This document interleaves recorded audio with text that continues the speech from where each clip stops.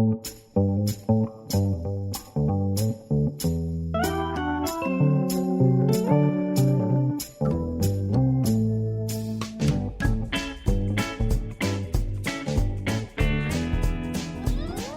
to The High Low, the weekly conversation between Dolly Alderton and Pandora Sykes. Bit foggy today, bit misty-eyed, bit fluffy-headed, bit all over the shop. Something's going on, I think, at the moment. Something pretty tangy is happening with the planets. That's what I think. I think Pluto's in a disco or whatever. Oh yeah, people always talk about Mercury in retrograde. Oh my God. Mercury in retrograde. But it's unretrograded itself last week, so something else is no going longer on. retro.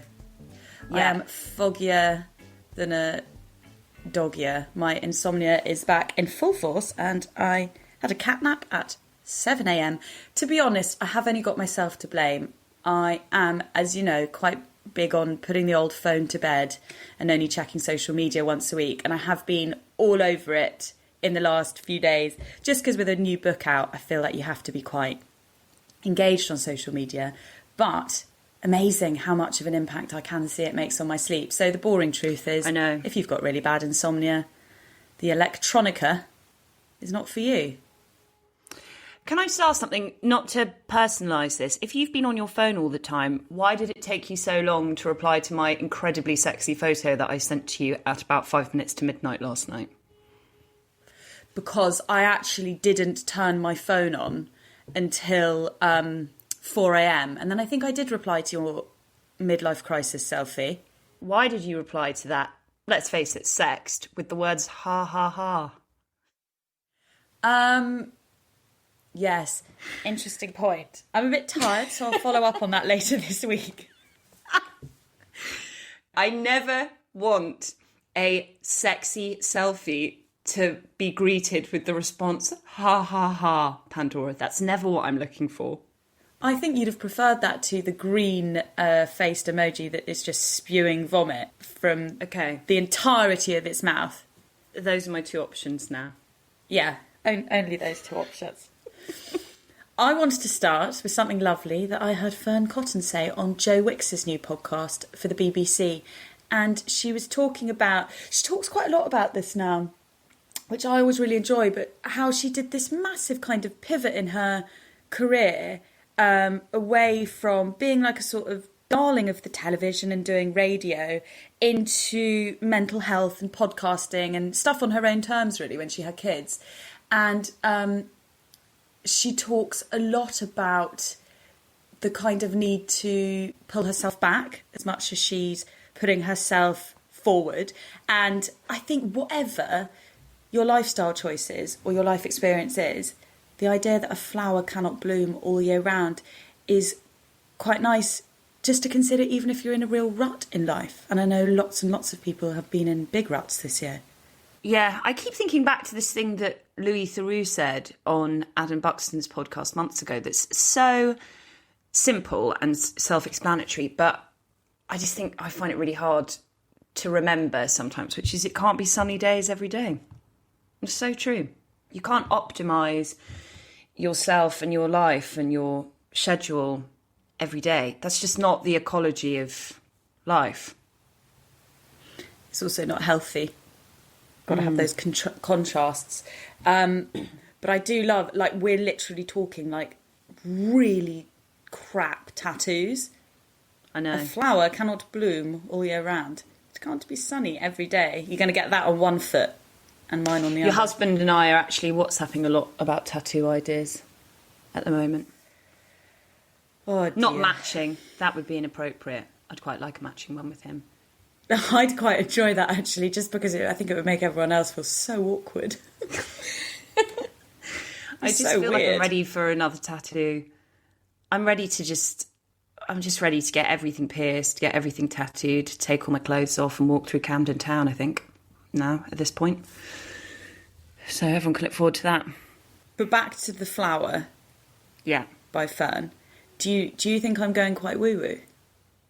Yeah, I'm totally here for it. Happens to all of us. It's inevitable. It's called the Great Paltrow Effect. And Did tell you what next. Yeah. it just happens as you get into your mid-30s and beyond. Bet you didn't like me saying that, did you, Panda? Mid-30s. Girlfriend's got to get a piece of rose quartz and put it under her pillowcase, because I've been doing that for 2 weeks, and let me tell you, I'm a different woman.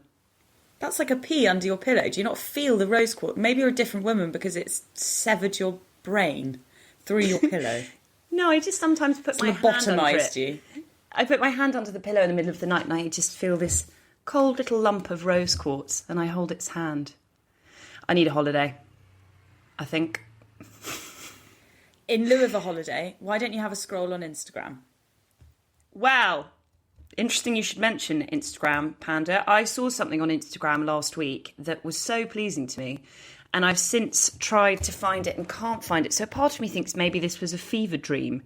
I think more likely it is that Gemma Collins deleted it. Basically, I saw a screenshotted image of a change.org petition, I think, that said, "Please stop Mike Tyson from wrestling with a great white shark." And underneath was this incredibly impassioned caption from Gemma Collins about animal rights. And the post is now gone. I think a lot of... Oh, yeah, that was the other weird layer to it. Gillian McKeith of Perfect Poo fame. Yes. Commented underneath saying, "Gemma, I think this is a joke." The whole thing was mad. Maybe I did dream this. Maybe this was the work of the rose quartz and Pluto doing the hanky-panky. I do think I did see it, but anyway, it's now no longer there and I can find no trace of it on the internet. But Gemma Collins was very outspoken about how she felt that Mike Tyson shouldn't wrestle a great white shark. They don't even have hands, so how would they wrestle? Is there anything on Google? Let me look. Is there anything about Mike Tyson and a great white shark? Yeah, here we go. Metro, my favourite newspaper. Mike Tyson set to fight a great white shark to kick off Discovery's Shark Week. The former heavyweight champion, who's been dubbed the baddest man on the planet, will take on one of the world's most dangerous animals for the ultimate showdown. I just don't understand how that's ethical. Tyson versus Jaws, Rumble on the Reef. Beyond ethical, logistically, how is this going to work? Well, that's absolutely bonkers, to be honest. As a fellow Devil Wears Prada enthusiast, I think you will appreciate this TikTok I was sent by a listener. You're not wearing a mask or staying home. You don't understand science. No. It wasn't a question. And in the video, the TikToker, is that what you call them, looks identical to Meryl Streep, and she does all of that amazing kind of waving and flicking of her hands. It's really That's good. so good. Don't worry, I have not downloaded TikTok. I was merely sent the video content from it. I cannot cross that frontier. Yeah, I've said it before. It's not for millennials, and I just find it so cringe when millennials try to be groovy on TikTok. Speaking of great dames, I've got a brilliant news story for you from the past, Pandora. Love the past, can't get enough of the past. And I don't actually know where it dates from. Imagine Victorian times. And it's a report on a girl who I quite like the sound of. The headline is, "A Chelsea girl breaks the record." A fat and blushing girl from Chelsea has broken the record at Marlborough Street. Her complaint was rum and coffee, and her actions showed how fearfully strong that Chelsea coffee is. When the clerk of the court yesterday asked the honour of an introduction, she said her name was the same as it was before, but he could not remember it, and it had slipped from everybody's memory and continues in a state of slip. It ought to be preserved, however, because the recording angel of the law had all these memoranda against her. 1, she got drunk. 2, she got ever so much drunker. 3, she got fired out of a restaurant near the Haymarket. 4, she reached for the constable's eye with her shoe, which she had in her hand, and the constable's eye is all wrong. 5, she threw herself on the pavement and had to be taken in with the official van. 6, she hit the constable again and knocked his helmet an illegal distance. 7, she rolled all over the street and part of her clothes came off. 8, in riding to the station, she yelled and she yelled and she yelled. 9, she drew pictures on the wall of her cell with a button hook. 10, they were bad pictures, and the damage to the walls is 2 shillings 6 pence. This was a large order for the bookkeepers of justice to figure out, but they made the whole bill £1, 2 shillings and 6 pence. Good time, gal. With a button hook. I know. So good. The last dispatch I have from the acres of the internet this week is Lucian Freud's response to the journalist Lynn Barber's request for an interview, which is in letters of note, and I found it via the writer Sophie Hayward's Instagram. This is from 1995.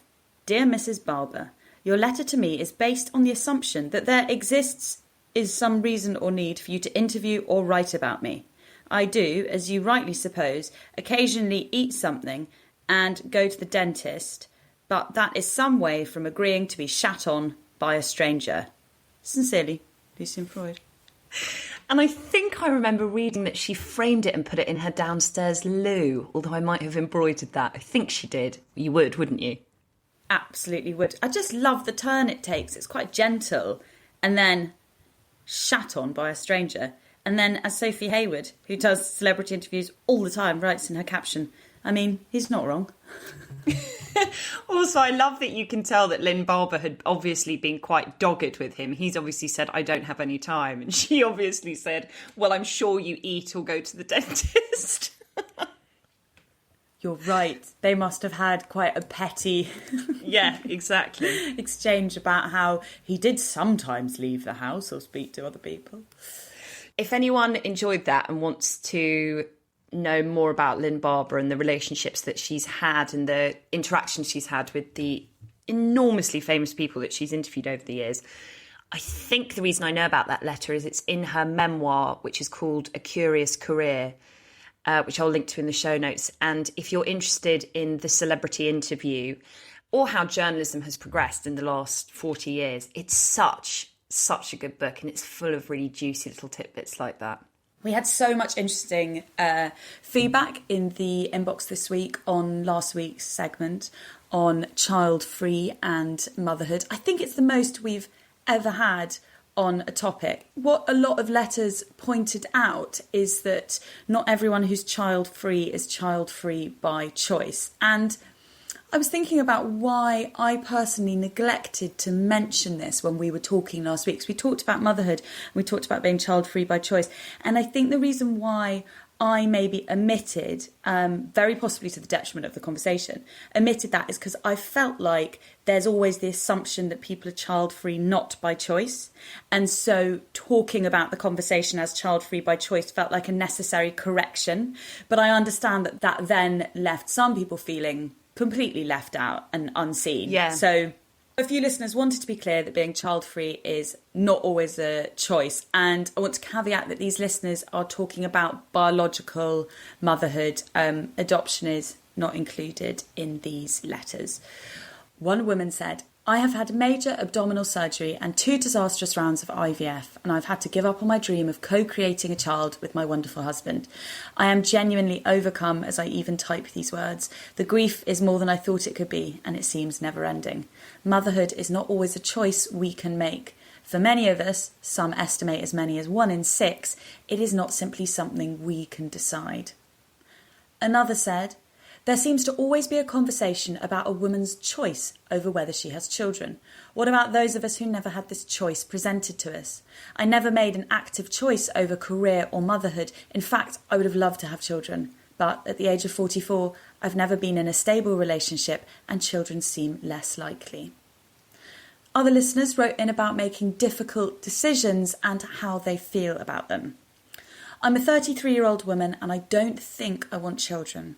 I'm in a happy long-term relationship and I'm always so surprised at how genuinely uncomfortable it seems to make others feel.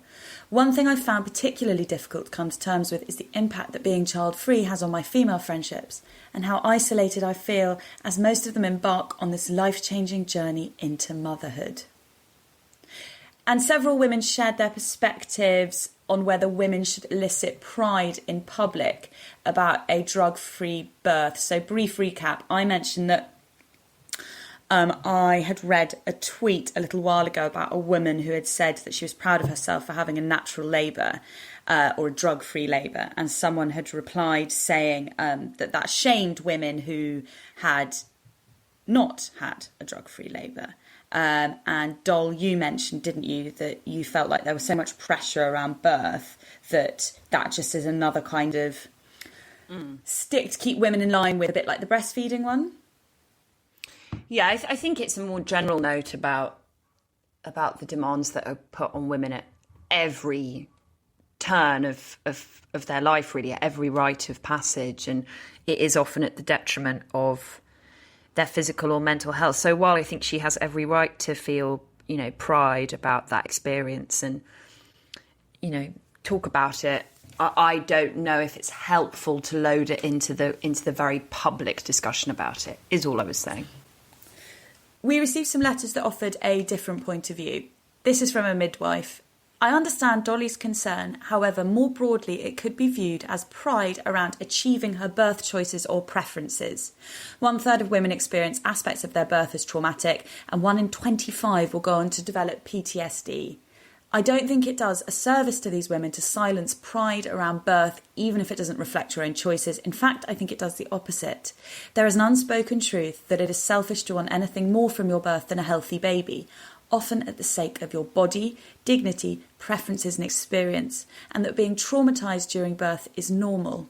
In no other medical procedure are we pressured to relinquish as much consent, i.e. think about episiotomies without consent, the husband's stitch, not telling mothers the realities of birth in order not to frighten them, and the normalising of incontinence. I think that creating more dialogue around birth, and that some of it, not all of it, is within your control and you are absolutely allowed to be proud of a positive birth, and that this doesn't make you self-indulgent, is a good thing. That gave me real pause for thought. Yeah, me too. I think that's a very valid point. And last listener letter on this, again, this gave me a lot of pause for thought. If a woman had succeeded in any aspect of her life, be that a career goal, a relationship, or any event that was as defining and important as the birth of a baby when she took to social media to share the news, we would raise her up. The clang of gin glasses full to the brim as we celebrate our sisters. Yet somehow, when a woman shares the joy of achieving the birth she wanted, it is so often met with criticism or seen as a tasteless brag. We should celebrate those accomplishments with the same gusto that we would for other meaningful events in the lives of women. Bettering birth for those who have experienced trauma or for those whose births look different to how they had planned looks like education. It looks like support. It looks like continuity of care. But we do not improve birth by shutting down those stories of joy, trauma, or anything in between, however confronting they feel. I think I take issue with the idea of achievement and success when it comes to birth, because this is just, I know I haven't gone through birth, but I know lots of women who have done everything that they could to help actualize all the hopes of their birth, the birth that they wanted. They couldn't have done anything more. And as the first letter pointed out, there's only so much that you can do. A lot of this experience is something that is out of our control. So I think that's just why I would never want for a woman to think of their birth experience as a failure, like a career goal, or like something that they could have done more, or they could have been in better shape, or they could somehow have controlled their body in some way that means that they could have met the goals of what they wanted from their birth. I would just personally, for me, I know I would hate that if I had a baby, and for, every woman that I know and love, and women I don't know and love, I just wouldn't ever want a woman to feel like they had failed. I think that's all I meant, but I do take on those points, and birth is an amazing thing, and I'm so happy when I hear from women who had a positive birth experience or it happened to go the way that they planned it to go. I think that is wonderful, and I'd never not want people to share that. I just think we should be sensitive about how we talk about it. You raise a really relevant point, though, I think, about goals, and I think success actually should be something we apply to our personal as much of our professional lives. But I do think that birth, like everything, is definitely suffering the fate of optimization. And like you say, I think it's very hard to find that middle point of choice and surrender. And the way we talk about it is quite complicated. Basically, it's a really complicated subject to talk about, which isn't to say we shouldn't do it, but the idea that we can when we're talking, not even just me and you on this podcast, but when any women are talking, that everyone can be included in what we're saying all the time. That's just not going to be the case, especially if your lived experience makes you feel incredibly certain of one point of view. We also got some really useful and interesting feedback in response to our brief discussion of healthcare systems last week. An NHS doctor wrote in to say this: "I thought it would be important to note that saying how lucky we are sadly does not apply to everyone in this country. Migrant workers, asylum seekers and refugees all have to pay a surcharge to use the NHS at prices that are outrageously unfair. Furthermore, after life-saving treatments, they can be handed bills in their hospital beds by uniformed nurses. Having to imagine that reality is awful. I have seen firsthand how doctors have been used against their will as border guards and felt it was important to make people aware of what is going on under our noses in an institution we so readily claim to be better than America." That's staggering, isn't it? I had no idea about that surcharge. Thank you so much for informing us. And thank you so much for all your letters. We love reading them. Another tip we got this week that I think is so amazingly helpful, especially at the moment when lots of libraries can't open, lots of libraries' funding is like a real issue. I'm pretty scared for the fate of libraries. And anyway, there is a great app called BorrowBox, which is an app that for books that is hooked up to the library. And it basically allows you to download e-audiobooks to your phone or tablet. It means this is especially useful for people vulnerable or isolating. It means you don't have to go into your library physically to access their free audiobooks. You can get your library's content through BorrowBox. That's a brilliant idea. Thank you to the listener who let us know about that. One other thing I wanted to flag is that funding to end FGM in Britain has gone down by 84% in the last 5 years. Campaigners themselves are in disagreement over the impact of this. Former guest of the High Low, Nimco Ali, for example, says that funding does not make a difference as it's not about expenditure but protection, whereas others see education as a necessary part. Anita Prem, founder of the Freedom Charity, said that the decline in funding stymies educational initiatives that were to be unrolled in secondary schools in September. There are 220 schools on the waiting list who want to implement education, says Prem, but there is no funding to implement the education, which is so frustrating. From now on, as we always intended to switch our charities midway through the year, the High Low will be donating half of the profits from our merch line to the Freedom Charity. Another good one we've previously donated to is the Orchid Project, and we will link to that in the show notes. The other charity that we're going to donate to is Black Minds Matter. We've talked about this charity on the podcast before. It's one that Pandora and I feel very passionately about. It was started in June this year and it aims to provide healthcare and resources to Black individuals and Black families. And as part of its service, it provides up to 12 sessions with a Black therapist. It's raised lots of money so far, but at the moment its funding means it's only able to fulfil 50% of therapy requests. So the other half of our merch proceeds will now be going to Black Minds Matter, and we will link in the show notes to the website so you can make a donation if you'd like to and you're able to. I have a poll for you, doll. Well, not so much a poll as a review. It turns out, revelation of the century, that people are happier by the sea. That's very unsurprising, isn't it? So, according to DEFRA, people who live by the sea have better mental health than those who are farther inland and do more physical activity in what is known as the blue gym effect. I don't like gyms, but I'd like to be in the blue gym. I'm guessing that's exercising by the sea. I've interestingly just written a piece about this for my monthly newsletter, The Meander, with Dolly Alderton, because it's a seaside-themed issue. And I think that there's something, again, this is a very obvious thing to say, I think there's something about the magnitude and the strength and the endlessness of the sea that it's a daily reminder when you're by it or when you are holidaying by it or you live by the sea of the sort of absurd and laughable insignificance of the individual. And I think that that is something that we think we don't crave. We think that we crave to feel big, We think that we crave power. We think that we crave, dazzling individualism. We think that we crave audience and being known and understood. But actually, I think for so many of us, there is this quite staggering relief in the sensation of feeling tiny, because that's what we are. I don't think that's obvious, actually, and I know exactly what you mean, and I think that might be why it feels so resonant at the moment. Did you see the food critic Jay Rayner writing about how he won't leave bad reviews for restaurants anymore? No, but I applaud him. Where did he say that?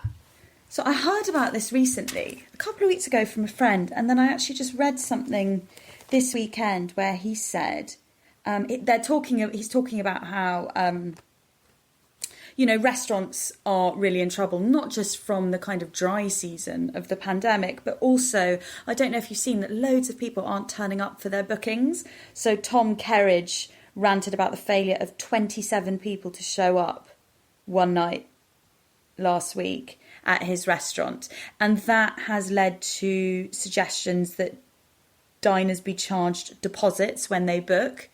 And I don't think that's an unfair suggestion, actually, if it's the choice between restaurants surviving and closing.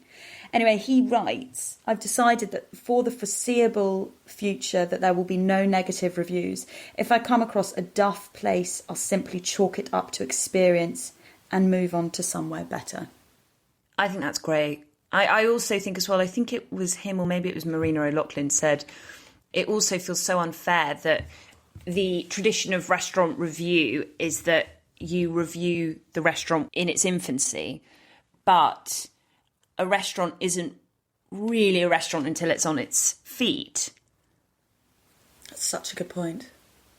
Like, you can't really understand what a restaurant's like rituals and atmosphere and service is properly until it's, a proper business that's running and has a community, after a year maybe. I think it was Marina who said that restaurants should be reviewed after a year. Yes, because that is really one, like when you're reviewing books and films, you don't actually need to be swayed by audience response. That kind of needs to be made on its own merit, doesn't it? But a restaurant that's such a reciprocal relationship. A restaurant comes alive by its customers and as you say, by its routines. I really liked the decision he made because that's actually always been my MO in the main on the high-low, and people have sometimes questioned that we only talk about stuff we love, that's not particularly rounded criticism, but my theory's always been that there's a million different ways for things to flounder in the world now. I think critique is out of control, especially online, and that's just not something I want to play a part in. If I don't like a book, I don't mention it, and same as Jay, I move on to something better. Yeah, and I also think as well that my favourite type of conversation in journalism and radio programme and features journalism and culture journalism is someone talking passionately about something that's really engaged with them. It's why Desert Island Discs is so good and why I fucking talk about it all the live long day. Because passion and connection to stories and pieces of art and pieces of work, I just think is endlessly fascinating and stimulating to listen to. I don't get joy out of hatchet jobs. And I think the mistake that people make is they think that impassioned advocacy, when we talk about art or culture or even restaurants that we've enjoyed or that have been important to us, is gushing. That somehow it's lovey-ish, thoughtless, indistinguishable and unselective sort of waffle. And it's not. And it so rarely is. I just love hearing people turned on talking about what turns them on. I think for me personally, I will always prefer to read and listen to that kind of thought process over a negative rant. I just think if you don't like something, not mentioning it is, that's not a point in itself, but that's a mark. Yeah, exactly. Yeah, exactly. Well, speaking of impassioned speeches, I have got a treat to recommend our listeners. For any of our listeners who read and loved Fleischman is in Trouble by Taffy Brodesser-Akner, you are going to adore this. Fleischman is in Trouble was one of my favourite novels of recent years. It's a story about a newly divorced surgeon in Manhattan who is entering the world of online dating, compulsive casual sex, and sexting for the first time in his adult life. And the story is hilarious and so pacey, it almost reads like a thriller when you're reading it. And it's about this very well-intentioned man trying to balance the mess of a relationship with his ex-wife, working out what went wrong in his marriage, raising 2 kids, working in a very high-pressure hospital, and trying to be this stallion, basically. And yes, I loved it. So did everyone else. It was an absolutely, rightfully enormous hit. And Taffy has written a piece for The Cut in which Dr. Toby Fleischman is working in a New York City hospital during the pandemic. So it's a short story about Toby Fleischman imagined in this time. And she manages to look at so many ways the pandemic has affected a city's population and weaves in so many little stories. It's dense with characters and experience and anecdotes, but it doesn't feel like it. I just loved it, and I could read Taffy's fiction forever and never get bored. So this is a section from the short story where Dr. Fleischman has just met a patient called Ira who has jaundice. Ira and Rhoda had 3 children at home in New Jersey where they lived. When the schools were shut down, all the iPads in the house had been commandeered for the day-long instruction enrichment that the private schools kept up in order to make sure that parents felt they were still getting their tuition's worth. Ira was in his late 50s, which was exactly how old you'd have to be to not understand that when a kid signed into an iPad using your Apple ID to download the distance learning apps, she also signed into everything else, text messages and email accounts.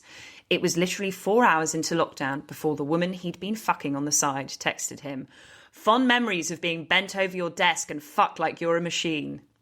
His daughter saw this and began to cry. She was 11. She didn't know what she was looking at, but she knew to cry. Rona, trying to figure out how to set up a conference meeting for their 9-year-old, came over to see what the ruckus was. Now, 2 weeks later, I was praising God for this bout of jaundice because it got him out of the house from a wife who had not experienced the catharsis of filing for divorce only because the courts were not yet online and was therefore letting him have it on the hour. "The quarantine is going to shine a light, my friend," Ira said. "It's going to show everyone exactly who they are and where they stand. And then you know what's going to happen?" He shook his head at himself in the mirror. "When it's all over, we're going to forget how to live in the dark again." "Maybe that's good," Toby said as he made notes on Ira's chart, because that felt like a thing you should say. Ira made a disgusted noise that involved a rush of air being extinguished from his nose. He never stopped looking in the mirror. "You have no idea how important the dark is, my friend." So that's just this brilliant little exchange between him and one of his patients. That just appeals so much to anyone that loves Fleischman, doesn't it? Just the Apple ID login. She didn't know why she was crying, but she knew to cry. It's so deliciously cynical and sharp. And Taffy just does this amazing thing in this piece, which is, a moment of history. This short story. This is a capsule for this time, told through this incredibly popular fictional character, but she peppers the details of the pandemic and its knock-on effect into every sentence and every word of the story, but it doesn't feel constructed and it doesn't feel heavy-handed. It just feels like this really full account of all the ways you haven't even, the fact that he can't even file for a divorce because all the divorce courts aren't online yet. Just these tiny details that make it so evocative. I haven't read many short stories that have been written set in the pandemic either. No, me neither. Because she'll have had to write that very, very quickly, the turnaround. Yeah. She goes on in the story to look at how casual sex has been a casualty of the pandemic, which is obviously something that's very trivial in the grand scheme of things, and what people have been dealing with in the last 6 months. But it is something that I have thought about quite a lot, you know, for people whom sex and touch isn't just a hobby, it's a compulsion and a way that they feel vital and themselves and alive, how they have coped in the last 5 months. And obviously Fleischman is a great channel in which to explore that, because he's a character who has come to promiscuity late in life, all guns blazing. So this part of the story describes Fleischman having an encounter with a nurse who works at the hospital. Meanwhile, she'd gotten some lube from a sonogram machine, a blue jelly that made a farting noise when she squeezed it from the bottle. It was all so clinical, he couldn't bear it. He took her wrist and said, "I'm not sure this is working." They were the kind of horny that was born of sadness and fear, the worst kind of horny. So much so, they couldn't even get it right. Nancy had nodded despairingly. How fast people can go from being dirty to being despondent, and he'd worried that he'd broken some kind of unspoken code about the secret hospital hookup. That you're never supposed to acknowledge it or speak of it, and for the love of God, you don't stop it midway. It was important to keep this up because nearly 80% of sexual encounters among doctors at a hospital are about the immediate need for an expression of vibrant health and vigour in the face of disease, the only defiance a person could cling to after seeing some of the things they saw. He should have just pretended. That is a graphic little excerpt for our listeners. I know, and I just loved that thing about that being the worst kind of horny. I think that's so well described. Despondency just around the corner. Yeah. And then just the last bit I wanted to read, because I think it's another just perfect description of this unprecedented time, is when he's just had to deliver some sad news to a patient. He wheeled Felix out himself. He'd wanted to hug him then, but hugging was extinct. Handshakes were over. We were now fully separate from one another, scared of closeness. The normal ways Toby had of dismantling the alpha-beta structure of the doctor-patient intimidation cycle, a high five, a hand on the shoulder, those things were over. Everyone was alone. Wow, I can't wait to read her next one. Me too. Me too. I just absolutely love her writing.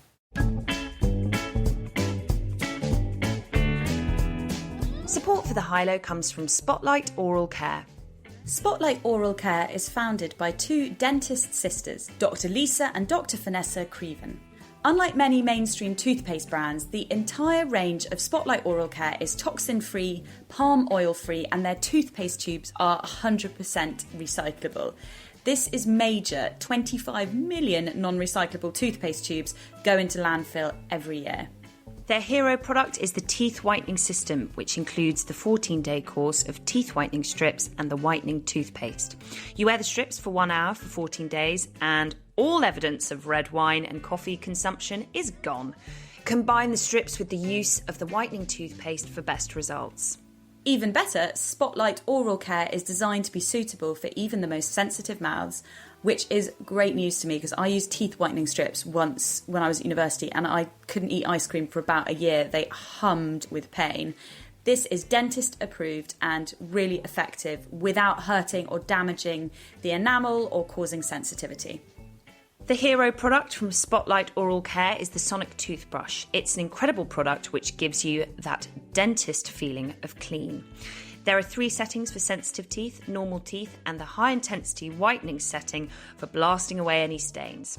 The battery lasts a whopping 70 days, and it comes with a natty little travel case for all of your staycations this year.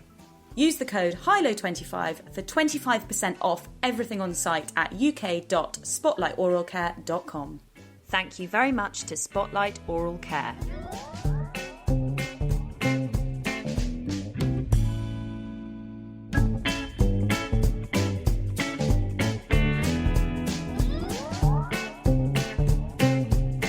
What have you been reading, Panda? So I've been reading The Weekend, which is a book by Charlotte Wood all about a friendship circle of women in their 70s. There's been quite a lot written about this book. It's definitely one for you, Doll. It's about 3 women in their 70s. The disappointments and cruelty. I think it furthers our conversation that we touched on last week about how old people are portrayed in life and love in a really interesting way. So, brief synopsis. 3 women in their 70s go to the beach house of a recently deceased friend, Sylvie. It's set in Australia, to clear out her house so that her daughter can sell it. The 3 women are Jude, who's a very polished and brittle woman who is maintained by a man she's been in a very long-term relationship with. Wendy, a really successful feminist writer, kind of like the great feminist writers of the 70s, and is now sort of quite pitiable and forgetful, and has this tragic old dog called Finn, who she really should put down, who's kind of quite a clunky metaphor for ageing. And Adele, a struggling actor who, it's really intriguing. At first, Adele she sees herself as this incredibly beautiful, well-dressed woman who's just fallen on hard times. She's just broken up with a partner and she's got no money at all, but she very much sees herself as still kind of this quite contained, very beautifully preserved woman. But then you realise at a point that you're just seeing Adele through Adele's eyes, and that's not what Adele looks like. And that was actually shocking to read. It was done with this incredible sleight of hand. And there's a line I think you'll love about Adele and her kind of inability to retain connections and jobs and material goods and money. Artistic poverty was romantic when you were 30. It was after 50 that people began despising you for it. That's very clever. What I found really radical about this book is that there is kind of bodily developments or the letdowns of old age are not neglected. There are bits on, bad backs and sore hips and grey hair and dangly boobs and no longer being fertile and all of those things. But they are, I would say, almost secondary to petty issues that we always think are the preserve of younger women. So a friend being pissed off with you, or someone not paying you attention, or a meal not being good, or people not texting you back. And it feels really radical because you do not read that about people in old age. They're supposed to only care about the big things. And they're supposed to lecture us foolish people in our 20s and 30s about how we really shouldn't be worrying about the little things and they won't matter when we're older. And again, I think that going back to what we were saying about understanding the sexuality of people over 50, that's an example of fleshing out older characters. Like, of course they continue to be petty. Of course they continue to be bothered by the things we're bothered about. What's really interesting, though, is they don't see themselves like that. So Adele is looking back on all the kind of hurts of, because these women have been friends for such a long time. She's looking back on the hurts of the past. And I thought this was a really wonderful way of putting it. What were all those hurts back then? Adele couldn't remember, though there was a time when she would keep track of every one. She would store them up and ponder them in her heart. Was that the expression? Something biblical.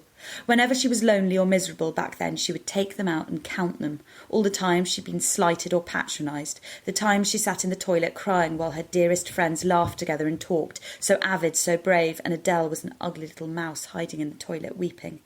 It gave her a sort of comfort back then to feel like she'd been wronged. There was something exhilarating, life-giving almost, in the depth of that feeling. There were fights and phone calls, vengeful letters, condemnations and accusations. It was all so exhausting when you looked back. However did they have the energy? They were all mad. I really like the sound of these characters. It did make me feel, and I'm sure this is not the same for everyone in their early 20s or in their teens, actually more in my teens, that there was much more counting of there, wasn't it? Like so-and-so's cross with so-and-so and so-and-so's not talking to so-and-so. Another thing I loved and really wanted to highlight about the book is that, again, when I've read about older protagonists, is that motherhood tends to feature quite heavily. And in The Weekend, unusually for a book about 4 women in their 70s, motherhood and children feature very much as a side order rather than the main, and only then really is something that has brought one of the characters rather a lot of disappointment and pain, and would write something that I've been trying to articulate for so long, so utterly perfectly, about motherhood and the work, the professional and economic work being intertwined. The children were part of the work, and the work was part of being their mother. That was the point of everything she did, the inseparability of women's intellectual and emotional and bodily labour. You could see it as a burden or a blessing, but the aim was integration, not conquest. I really recommend that as a beach read, or a summer read, or a garden read, or a not leaving your house read. Back of the bus read. Yeah, so I think that's, as you said, that is something that we're finding the language for more now. Like, I remember hearing Greta Gerwig say it's astonishing to her that raising members of society, that somehow that has become diminished work. Yeah. Just because it's not economically valued, because it's sort of, it doesn't contribute to the GDP, but it should, because no one could earn any GDP if there weren't people raising citizens like the next generation. Yeah, and that, you know, but beyond like the industrial notion, like that's the fabric of society. That's like, these are the makers of that fabric, you know, and to be able to see that job as a parent as something that is as important as the work we do elsewhere is so self-explanatory. Any bits of journalism you'd love to highlight this week? Yes, I want to talk about Annie Lord's new dating column for Vogue. I've talked about Annie Lord's writing on the show before. I'm such a massive fan of her writing on love and sex and dating and intimacy and men and women and all the hinterlands in between. She's such a talented writer. I love how she draws on her own life sparingly and poetically, and there's something really raw about her writing, but she's also really funny. The scenes that she paints are so recognisable. It's so difficult to write about dating. And I think she does it in such a specific way. Being specific about love and relationships and courting, there we go, I'm officially 85, is a difficult thing to do with recognisable language, but in a way that's new, and she just nails it. So I'm so happy that she has a dating column. Once again, brilliant choice by Vogue, who are just making brilliant choices at the moment. And her first instalment is about a boy who she hasn't met, who she's been texting relentlessly through lockdown. He sends me a picture from where he's laid in the park. Too much weed eyes, I can't be bothered with anything eyes. So dark brown, I think about wading into them like a swamp. I pick up all the little details of him and fill in the blanks. In my head his room is messy and covered with mouldy plates with postcards from galleries blue-tacked in clusters over the wall. From the rolling R's in his accent and the fact he called a 2-month-long trip to Vietnam a holiday, I'm pretty sure he's rich. I can tell he'd be fun to party with, an Uber home with a blue sky breaking into apricot out of the window. His head on my lap. I've imagined a whole world with this man. It looks better than the one I'm in. Is neck hissing aloud, he asks when I message about meeting up. Definitely not, I say. We could touch ourselves, just not each other. That would be pretty hot of you wearing a skirt. I'd want to take off your underwear with my teeth. Mum shouts tea's ready. After the coronavirus outbreak, I moved back in with my parents. Once again, I'm the bitchy teenager who spends too much time on MSN. Spending every day trapped inside the 4 beige walls of my bedroom only exacerbates my ability to see Freddie and I together. Lack of stimulation means my mind can imagine scenarios as vividly as an acid trip. At night, my dreams are so alive that when I wake up, my jaw is stiff from grinding my teeth. I think I've worn a filling out. Sometimes when I leave the house, I see people following me and turn around and it's a fence post. I've been cut loose from reality and I'm drifting through outer space. She's just got this tone that I relate to so much of, deep romance and deep longing and cynicism, hopefulness and cynicism. It's a balance she gets so right. I'm sounding like a mad fangirl. I just love her. I think her writing's great. So I'm really looking forward to reading all her dating columns. That's so brilliant to hear her reading that in her own voice, and just striking contrast of being back home like an MSN teenager with your mum cooking your tea and writing a dating column for a glossy magazine, the madness of the pandemic. I was really absorbed this week in a piece by the novelist Ben Ferguson about his experience of being a new father in Berlin. Ben became one of the first same-sex couples to adopt in Germany. Adoption there is much harder, he writes, because there are less children, which I found quite interesting. And he confronts everything that is different in same-sex fatherhood to that of heterosexual parenthood. And I found the minutiae really interesting. It's an incredibly fair piece. He spends as much time discussing how he thinks mothers are treated as he does himself as a father. For example, he questions the idea of 50-50 parenting. Mothers we knew often told us that they were splitting things 50-50 with the father. When they described their weeks, it turned out that they meant 50-50 in the evenings and at weekends, and usually mothers did all the feeding. As the mother was the constant, she inevitably became the only one who could comfort the child. So she was still doing more parenting, even when the father was around. He also talks about how the criticism levelled at new parents is specifically against mothers in his experience, not fathers.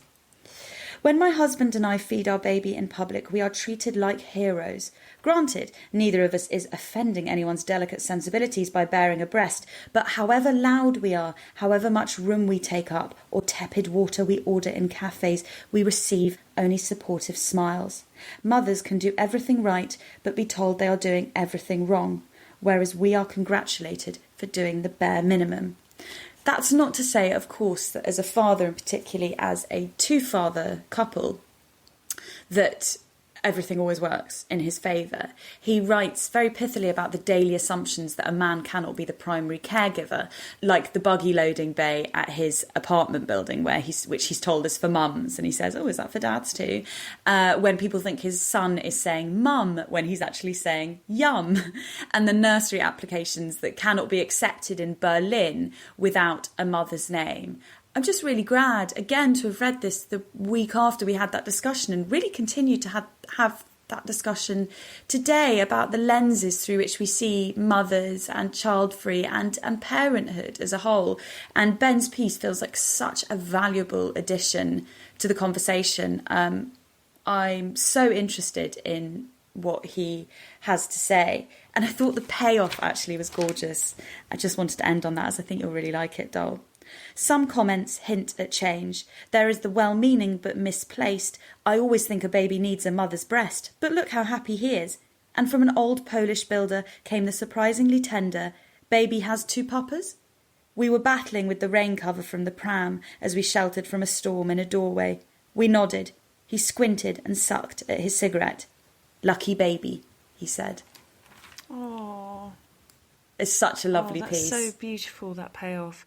Yeah, I'll definitely read that. It's something that I'm woefully uninformed on. I feel like there's so little that I've sought out and read about same-sex parenting, and we need to normalise it and we need to understand it. It's why I love Jen Brister's book so much. I love this piece because I feel like often when people write kind of from very personal experience, it's just that, it's their point of view. I don't often read pieces which are as kind of self-aware and observant and interested in, well, this is a pro for you and this is a pro for me. It's an incredibly balanced piece, and he's obviously in it so totally because of his experience, but he also takes himself out of it at certain points. I think it's a real skill. I absolutely love this piece, and I learned so much from it, and we will link as usual to that in the show notes, and we'll put it up on the High Lows Twitter.